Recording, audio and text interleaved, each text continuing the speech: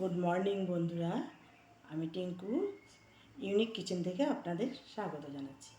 আজকে একটা নতুন ধরনের রান্না, পুরনো দিনের রান্না একটা করব। তার একটি শর্ট ভিডিও আপনারা দেখতে থাকুন, দেখবেন, ঠিক আছে?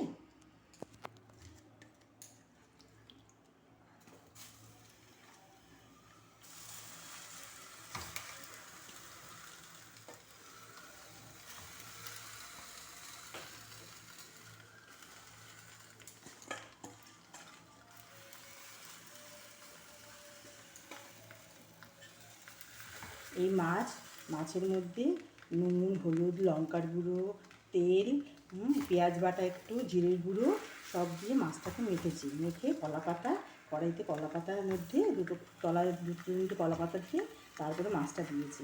এরপরে আবার কলা পাতার দুটো দিয়ে চাপা দিয়ে কমা আজে এটা হতে দেবো, ঠিক আছে?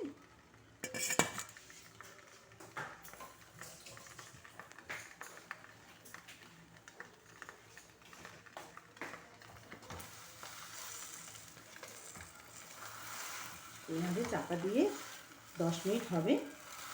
তারপরে আবার উল্টে দেবো, উপর পিঠ উল্টে দিয়ে আবার উল্টো দিকে দেবো। তারপরে লাস্টে একটু কাঁচা তেল ছড়িয়ে দেবো।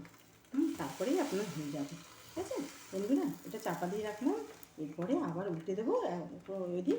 তারপরে আবার 5 মিনিট রাখবো, তারপরে কাঁচা তেল দেবো, তারপর হয়ে যাবে। বন্ধ করে রাখবো কিছুক্ষণ, স্ট্যান্ডিং টাইমে দেবো, কিছুক্ষণ বন্ধ রাখবো।